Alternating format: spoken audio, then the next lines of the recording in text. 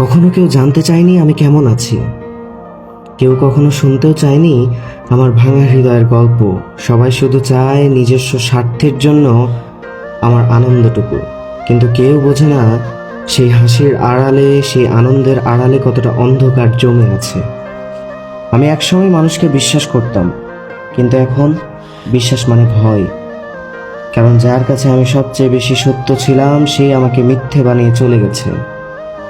আজ আমি শুধু হেঁটে যাই একটা রাস্তায়, যার কোনো সীমা নেই, যার কোনো শেষ নেই, যার কোনো প্রান্ত নেই।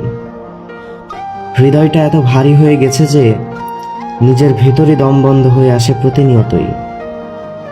আমি জানি না কবে শেষ হবে এই যন্ত্রণার যাত্রা, তবে আমি এটা জানি আমি আগের মতো আর কখনোই হতে পারবো না।